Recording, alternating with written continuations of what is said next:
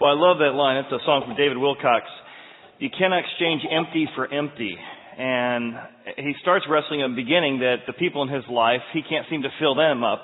And then he begins to reflect on the fact that he's got the same problem, that there's a break in his cup.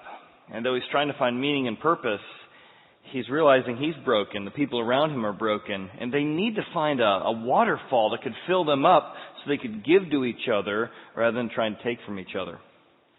I heard a marriage counselor one time say that most marriages have a tick-on-dog relationship, one person trying to suck the blood out of one other person.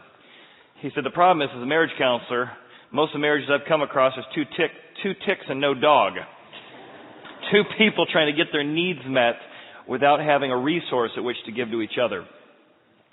And a Bob Dylan song that shapes the topic for today is Knockin' on Heaven's Door. I think that song, which you heard from Mike in the video, is a guy who said, I just keep knocking, I keep searching, I keep trying to find meaning and purpose and satisfaction. And I realize there's something broken in me, something traced back to the past. Sometimes it's just everything's gone well, I've got all the abundance, I've achieved all my goals, but even if everything's accomplished, I don't quite seem satisfied. And what we're going to find is that there's a man in the Bible named Solomon, an incredible leader, an incredible entrepreneur, a poet, a writer, an incredible builder and architect. And he says, in the same way that Bob Dylan said the answers were blowing in the wind, I found that trying to find them, and I had the resources to look, was like blowing in the wind. It was like grasping after the wind. And yet I kept at it. I'm a type A driven guy. I was going to find it. If somebody was going to find it, I was going to find those answers. So I just kept knocking. I just kept knocking until I found heaven's door. I'm going to find what matters. I'm going to find what really satisfies.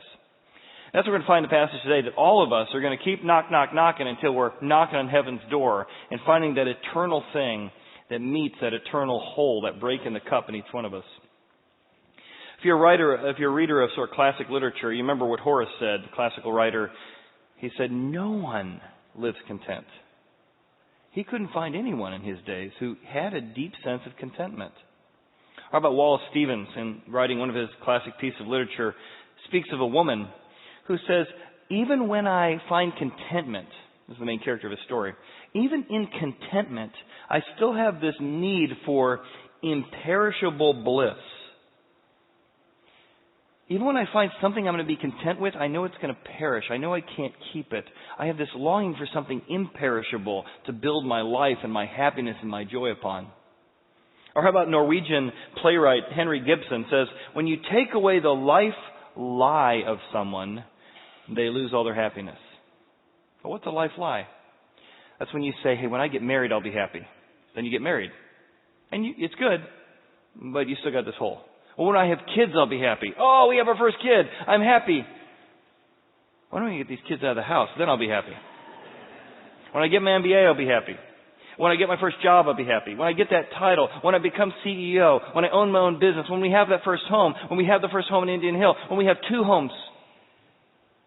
And what you realize is the life lie is that none of those individual things can bring happiness. And why? They're perishable. They all spoil. All the things of this life that are good things perish.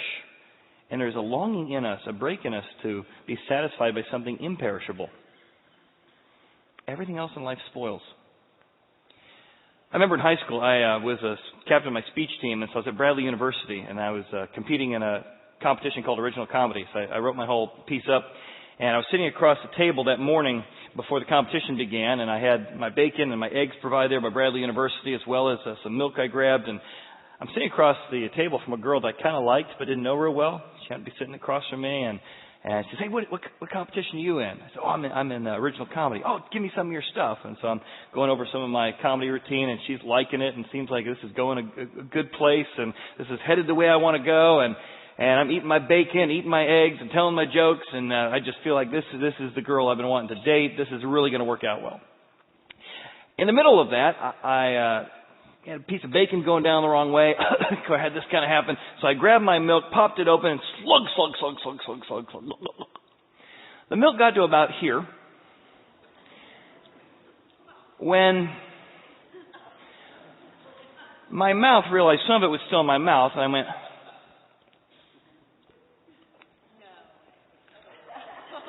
it It's at that point my throat made a phone call to my brain and says something like, there's something wrong down here. Get this out of here. My brain then sent signals to my mouth, and immediately all the nerve endings went in little white dots. Went all over, solid dots I might add, not liquid dots, all over the table. And pure instinct, as I now look at this wonderful woman that will never date me because she now has spoiled milk all over her shirt, and I grab the milk carton and I dump it out right in front of me, just out of pure instinct. Plop. Ew, it's horrible.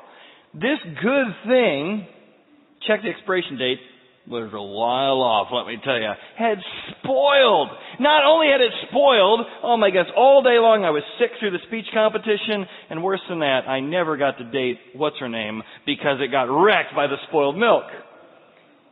And that's what happens. It's relationships, it's our activities. They're good things, but they spoil. They don't satisfy that imperishable need that we have within us. And yet, there's a journey we all go on. And that journey is, how do we find this stuff? Solomon says, I said in my heart, I'm going to find that heaven-sized hole that other people can't fill. I'm going to test with mirth. I'm going to amuse myself. I'm going to enjoy the most amount of pleasure I possibly can to fill it up. Surely this was vanity, though. It didn't satisfy that imperishable need. So I said, I'm just going to laugh a lot. I'm going to surround myself with lots of joy. Good thing, joy, right? It, too, is like madness. What's it all about? Mirth. What does it really accomplish? So I want to look at two different strategies that I think we've all participated in of trying to knock on heaven's door to find that meaning, show you why they don't work and ultimately what does. One is we start knocking on doors, and the other is we give up on the door and we stop knocking. Those are sort of the two processes. But I want to show you that God wants to infuse or blow meaning or purpose into these temporal things so they can be things that don't define you, but you can thoroughly enjoy them because they're filled up with meaning and purpose. In order to do that, one of the challenges of this series has been to see if we can work in a wind experiment each week. And so we're going to do one today. We're going to bring Kenny up. Kenny's going to bring up the green one for our first point, but we need to start knocking on heaven's door. And so Kenny's been a musician for many, many years here around Cincinnati. And I want you to try and fill this up with 3 deep breaths. Just 3 breaths. See how much you can get in here. Now, he played trumpet for years, so we're going to see how far he can go here, all right? All right, here he is. 3. You get 3. All right. Oh, yeah. 2. All right. So, Kenny trying to inflate his own life. Let's see how you did.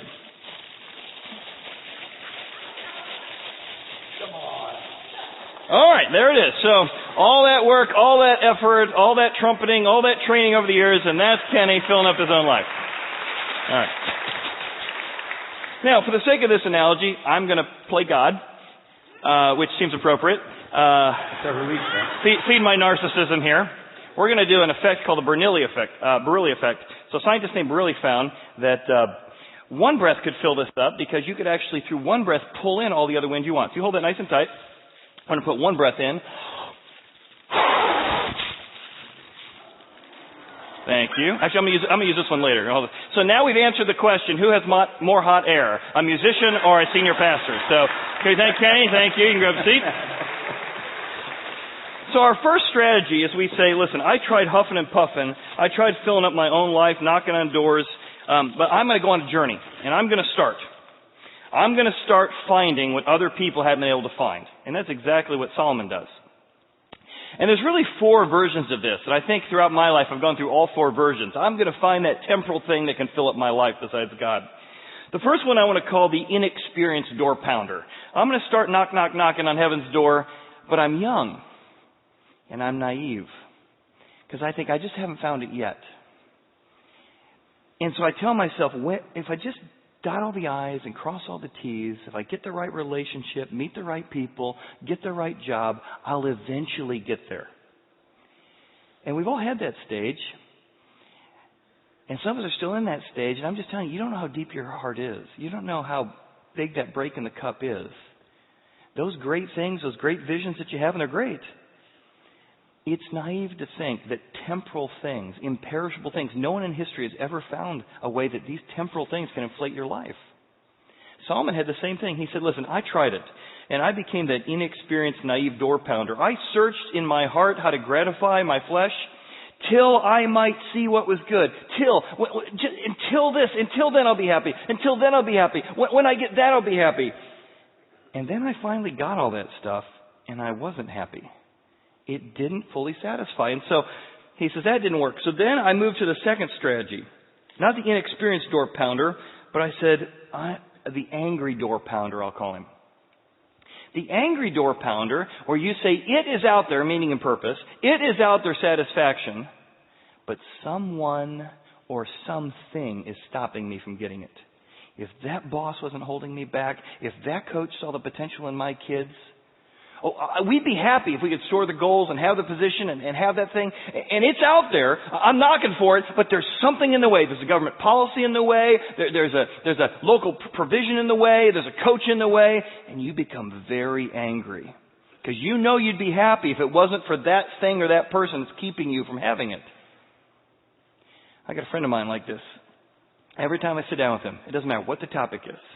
Hey, how's the weather? Did I ever tell you? Yes, you told me. You know, I used to have a 7-figure job. Yeah, I know, you've told me. And you know why I don't have it anymore? I do, because of a policy during the Reagan administration. Yes, that's exactly right. And you know what happened? I lost my business in just a few moments. Yeah, I know. And the anger pouring out about some government policy. And then when I was in my time of need, Christians didn't help me. And just the anger. I'd have what I need. I'd be satisfied. I'm knocking for that heaven's door. But something and someone's in the way. And decades of his life have been spent in anger, knowing it's out there, but I got to blame something or somebody. That's exactly what Solomon says here. I searched. How do you lay hold of this? And the reason I couldn't lay hold of it was because of somebody or something, some obstacle out there keeping me from getting what I need. At some point you get angry enough, you're like, I got to try something new. So you move to a third strategy.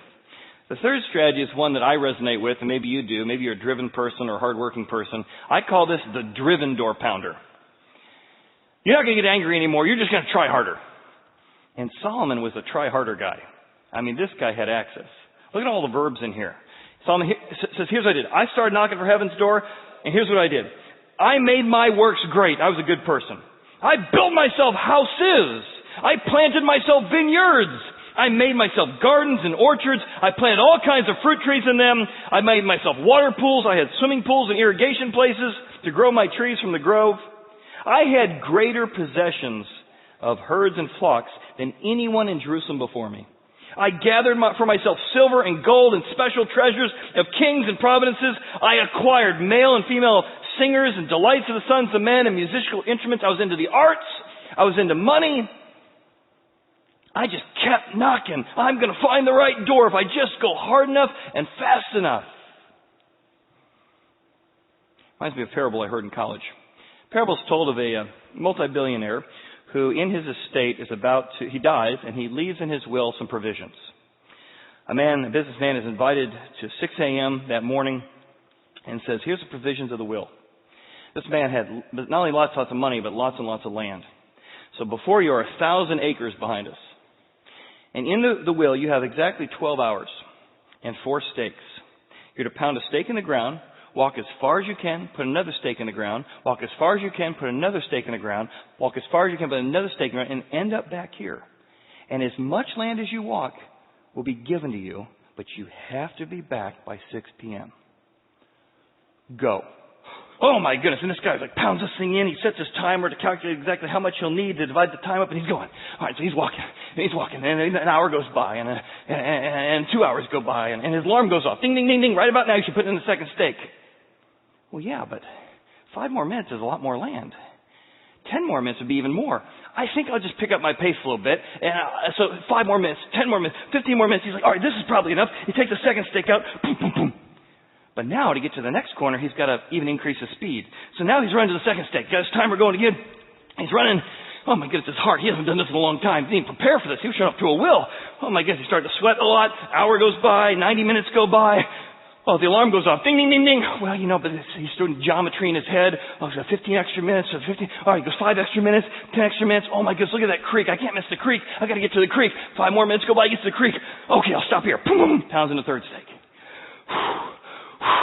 Now he's really got to pick up the speed because now the timing is really working against him. So now he starts running. And again, hour goes by, 2 hours go by, 3 hours go by. He gets to the final thing. Ding, ding, ding, ding. Oh my goodness, but look at that tree. It's all fruit grove. I got to get the fruit grove. And now he's running. His heart is pounding. And oh my goodness, he's really sweating. He's really not looking good. And he's like, all right, just 10 more minutes, 20 more minutes. He gets to 20 minutes, gets there, pounds it in. He looks at his clock. He's only got 90 minutes to get back to the first steak. And he's like, oh my goodness, I got to sprint with everything I got. And he is sprinting. I mean, everything he's got, he's sprinting. Heart is pounding. He's sort of losing some feeling in some of his legs. But he's like, I got to make it. He gets there. He's got like 5 minutes left and he can see the finish line. He's like, okay, I just got to get back to the finish line. And he's running and he's running and he's chasing. He's like the last 100 yards. He's like a minute left. You can see the timer counting down. He gets there. He's got like 20 feet to go. If he jumps, he can make it. He jumps, dives, and it's like 2 feet short. And then he dies. It's a sad story, really.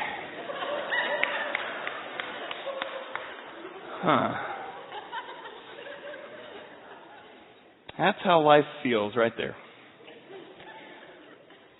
A little bit more? Well, just a little bit more? Just a little bit faster? Just a little bit harder?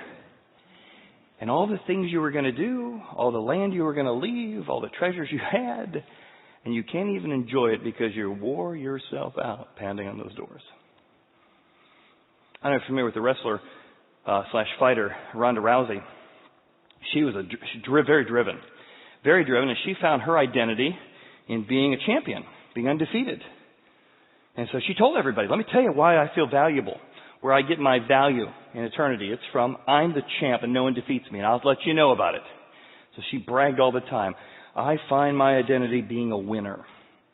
If you watch this last year, she's no longer undefeated. She was interviewed by Ellen. I saw it on Facebook. I don't watch Ellen, just so you know. And a very vulnerable, very honest of what happened when she knocked on the door of finding her meaning from her undefeated championship and how it felt to have it all drop from underneath her. Let's watch. Let's talk about the loss of this. I mean, everyone expected you to win. I expected you. The world expected you to win. I got clipped in the first exchange. So I was knocked out on my feet the first time I got hit, and that must have surprised you. Well, it's hard to really know what's going on, and so in that first hit, I cut open my whole mouth and I knocked my teeth loose. It was weird. I had no perception of I felt almost like I couldn't see. I could see, but I couldn't tell how far my hand was from my face or how far she was from me. When you sit and you're not moving and you still are aware of where your body is, that's a part of your brain that's telling you where you are in space. And it was that kind of turned off. I was swinging blindly, and I knew she was out there, but it was, I really don't remember most of it. I mean, did you worry for a minute? Could this be permanent? Did I really hurt myself and maybe I won't do this again? No, to be honest, what I was thinking, honestly, my thought, I was in the medical room, and I was down in the corner. I was sitting in the corner, and I was what am I anymore if I'm not this? And I was literally sitting there and thinking about killing myself, and then exact second I'm I'm nothing. I'm what do I do anymore? And no one gives a shit about me anymore without this. And then to be honest, I looked up and I saw my man, Travis, was standing there, and I was looked up at him, and I was just I need to have his babies. I need to stay alive. So I was really, that was you need to stay alive. And I hadn't told anybody that. I think I only told him that.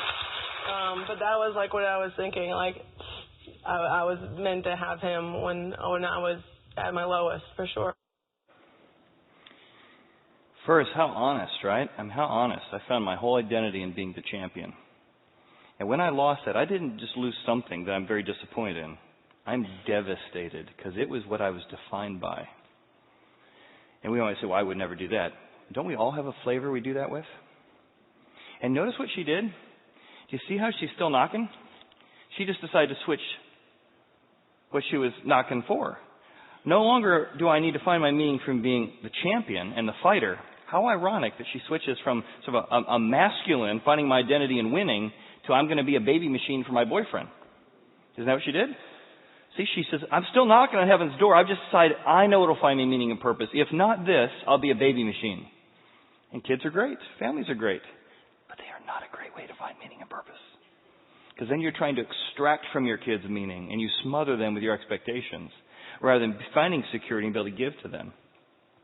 So the driven door pounder is another way we do it. The fourth strategy, if you still think it's out there, still searching for it, is you don't blame people or things. You start, because you're driven, you say, it's my fault.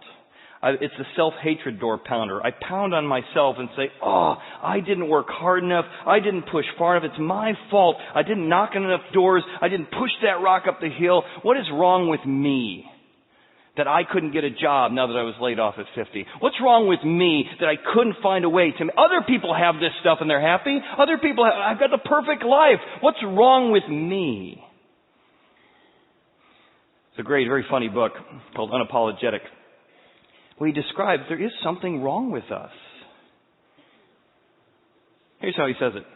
What we're talking about here is not just our human tendency to lurch or stumble or screw up by accident, like our passive role as agents of entropy. No. It's our active inclination to break stuff. Stuff here includes our moods, our promises, the relationships we actually care about, and our own well-being as well as other people's. That's what's broken in us. As well as material objects whose high gloss positively seems to invite a big fat scratch by us. Now, I hope we're on common ground, he says. For most of us, the point eventually arrives when we find we have to take notice of our HPT-MTU. That's our human potential to mess things up. He doesn't say mess things up in the book. I did that just for us. So there's a word that starts with an F there in his version. Our appointment with realization comes at one of the classic moments of adult failure. When a marriage ends, when a career stalls or even crumbles, when a relationship fades away with a child only seen on Saturdays, when a supposedly recreational coke habit turns out to be exercising veto powers over every hope and dream in our life. The HPT-MTU dawns on you. You have indeed messed things up. Of course you have. You're human. And that's where we live. That is our normal experience. So Solomon found. Solomon says, listen, I became great. And I excelled more than anyone I'd seen before. And I looked on everything I've done, and I said, God, it is just vanity. It is like chasing after the wind. It's like grasping after the wind. None of those strategies worked. So I decided, as many do, after you try these over decades of your life, I started knocking on heaven's door. I'm going to stop knocking. And then there's two strategies here. So can you bring the stop up here? The second type of strategy is you go, I guess there is no meaning out there. I guess there is no real purpose out there. I guess I don't need God to do this in my life. It's the same thing. Instead of letting God to breathe into your life meaning and purpose, instead what you say is, thank you, I'm going to just give up on it. I tried for years. I wasted too much time. I think I've finally grown out of this. I'm going to stop knocking on heaven's door. I'm going to stop believing it's out there. I no longer believe in rainbows and lollipops. But there's two versions of this. The first version I want to call, if there is no door to knock on, I'm going to become the door. I couldn't find the door, so I'm going to become an activist. I'm going to be a do-gooder. I'm going to help lots of people. I'm going to be the doorway by which other people find meaning and purpose. And there's a lot of fulfillment in that for a while, being a do-gooder. You're saying there's no ultimate meaning. Meaning is what you do, what you produce, how you help people. Great thing. But helping people, thinking that's going to satisfy you, I'm telling you, it will last for a while, but not very long. Because when you really start helping people, you know what you find out? Well, let me tell you how a Canadian philosopher says it. I love his line because it rings true for me, having worked with the poor in Atlanta, in Chicago, and in Cincinnati. I love how he says it. If you do that, if you decide you're going to find meaning by being the door, by helping other people, that's where your purpose comes from, you will often find yourself despising the very people you're trying to help. What? Why? Because helping people requires huge capacity. and it is not easy. They are often not grateful or appreciative. Since you're helping them in order to find meaning, you get frustrated when they're not as grateful or impressed by your help. Worse, though they might be initially thankful, they now expect you to help. And then they guilt and shame you for not helping enough. Well, that just describes parenting right there. Look at all I'm doing for you. Well, you're supposed to. And isn't this why many of us are so frustrated by constant solicitations? You try and help somebody, give them a leg up, and now they're not grateful, now they're guilty. You got plenty of money, why aren't you still helping? When you really get into people's broken lives, and one of the things we're committed to as a church is doing that, locally, here, near, and far, as we say. And we love helping people, and we love working alongside people. But I'm telling you, if you define yourself by helping people, you're going to find that people are deeply, deeply broken. And it is a bottomless pit by which, if you're trying to extract meaning out of broken people, you are not going to find. Now, if you do it for a weekend, I felt really good about myself. Went on a mission trip. That's fine. You can get little doses of it. But if you try and do that with your life, I'm telling you, having worked in the inner city of Chicago for a long time and down in Atlanta, you need to have a capacity to give to people who are broken. If you're trying to extract meaning out of them, you're not even really loving them if you think about it. You're using them to make you feel better about yourself. But it's one of the ways we stop knocking is we say, I'm going to be the door that I couldn't find. But as this Canadian philosopher says, I think so true, it just doesn't work. Solomon gets to that place. He says, therefore I came to the place I just hated life because all the work I'd done was just so distressing to me. I hated all my labors, all my good deeds I toiled under the sun to do. I'm going to end up having to leave it to my kids, and they're probably going to waste it anyway, he says. The second way that we stop knocking is we say, I guess there's no meaning or purpose out there. There's no door of satisfaction out there. I'm just going to live for myself. I grew out of that nonsense. I grew out of my need for a crutch of religion. Again, no more fairy tales for me. Here's the problem with that strategy. The thing that turned you off, in fact, you might be here saying, you're still turned off by religion.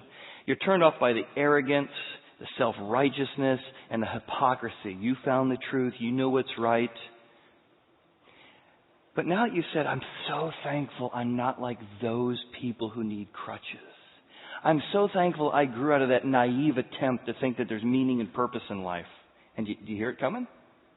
You actually start becoming the very thing you hate. You hated the self-righteousness in religion, and now you're becoming self-righteous about not having religion. And in living for yourself, you've actually decided that you're better than, what's the problem in the world? These religious people. Now, the problem is the religious people are saying, no, the problem in the world is those atheists. The Bible offers a third way. It's not religion, it's not irreligion. It offers to rescue you from your good deeds and your bad deeds.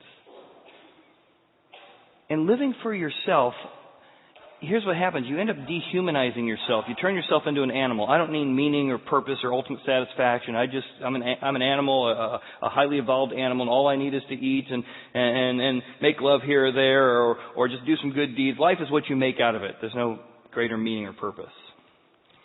Solomon says, I tried that, and maybe it'll work for you. I turned my heart, he says in chapter 2, away from God, away from these things. And I lost access to the things I wanted, hope and peace.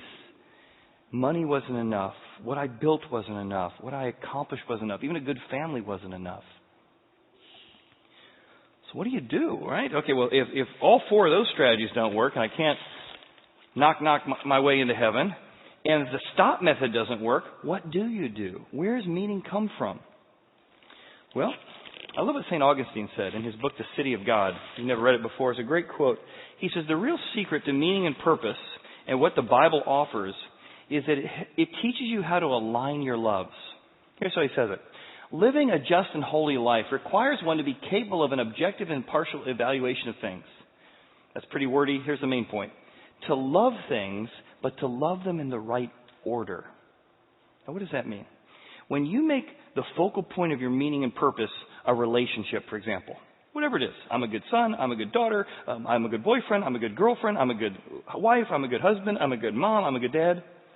When that's the way you define yourself, that's the central point you build everything on, the pressure on that relationship is so intense. You don't just have a relationship.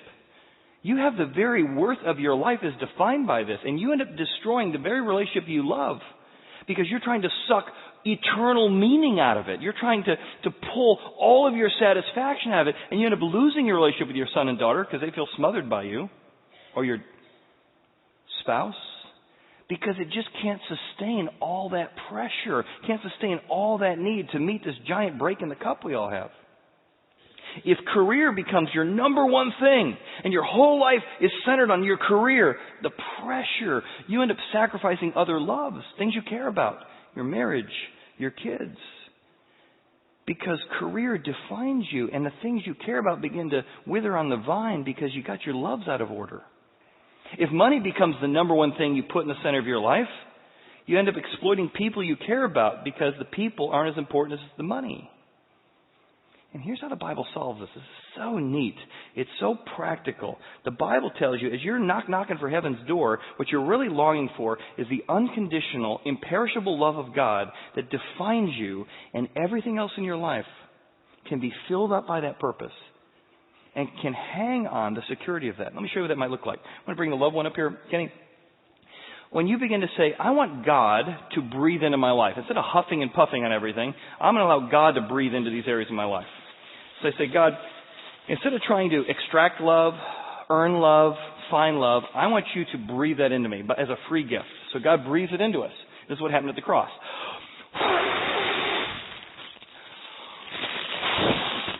I want to make this so nice and tight.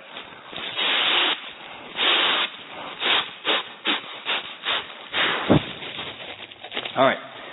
So God says the main security you're going to have in your life, the main way you find your identity and purpose and meaning is going to be from what I did for you, not what from you would do for me. And that purpose, that meaning, that ultimate satisfaction will be the center point. This will be your first love. This is the one thing that's not dependent upon you. It's not religion. That's what you do for God. It's about grace, what He did for you. And you say, how I see myself is not based on how my lawn looks or doesn't look. Not based on how my quarterly results look or didn't do this year. Not based on whether my kids obey or don't obey. The main center point of my life is how God feels toward me based on what He did. Then, go and grab the inflated one there and bring one more up. And then you say, God, I want you to take this new purpose and meaning in my life and take all the other loves in my life and fill them up. So take something like people. People, the Bible teaches, live forever. They're eternal. And so people, instead of trying to get meaning or purpose out of people, you say, I'm filled up by the love of God. So now I'm going to love my kids, not because I need them to feel good about myself. No. I'm going to align my loves in such a way. It looks like we need two at once. Here, here, I'll fill that one up. Your identity.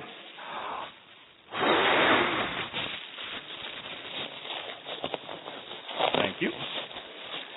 You say, God, I'm going to find my identity not based on what I do, but based on what you did for me. And sure enough, now things are going to come and go in my identity. Things are going to go well or not go well during different seasons of life. But I'm going to have them all hang on the central love, which is what God did for me. It's not working as well as it did in rehearsal, I'll tell you that. Go ahead and bring me my next one up. It looked really pretty when I did in rehearsal. Do one more. Work. See, that's an imperishable thing to build your life on right there. Work. Now, instead of me trying to get meaning out of work, what happens is I say, God, you've given me talents and skills. You've put me on this planet for a certain time. And so work becomes something which God breathes into your work as well. And now, work becomes something that's not temporal. In fact, God says at the end of your life, He rewards you for your work. So what you do in this life doesn't just have temporal meaning, it has eternal meaning. So who you care about when they're not grateful, when they don't care, when they don't appreciate what you're doing, all of a sudden all of this has an incredible meaning because it all hangs on this central idea of what God's done for you. And so now, all these other loves in your life, work, people, your identity, they're all expressions of the security you have, and they're all filled up with the very meaning of God. Because now instead of trying to get your meaning from work or from people or from things, you have meaning. And so when work's not going well, you're sad, you're disappointed, but you're not devastated. When some relationship's not going as well as you hoped, it's disappointing, but it's not devastating. Because the one thing that does matter. The one thing that you define yourself by is secure. And that's not only the thing that defines you, it's the thing that fills every other aspect of you. So you begin to build a life. You begin to build an identity with all these good things. But these good things do not become ultimate things. I can tell you one of the things that I find in my life is I continually bounce back and forth by doing what St. Augustine said. Instead of aligning my loves properly, I do it in my life about as successfully as I just did this. A good idea, a nice thought, it worked well in run through, but oh my goodness, the hassle of saying I'm not defined by what kind of a father I am, though I want to be a good father. I'm not defined by what kind of a husband I am, though I want to be a good husband. I'm not defined by whether or not the sermon went well, thank goodness. Or the object lesson went well. I'm going to fix it, hopefully, by 11:10 service. But if I don't, I'm not defined by the object lesson. I'm not defined by each particular sermon or the applause of the audience. And do you see how that gives you security? Because now you can look at your work objectively and say, hey, let's work on that. It doesn't define me. It's an expression of what's important to me. And that's what Solomon finds in his journey. 4 ways to start knocking that will ultimately lead you to heaven's door. 2 ways to give up on heaven that will ultimately lead you to heaven's door. And God says when you find heaven's door, you're going to open and find grace.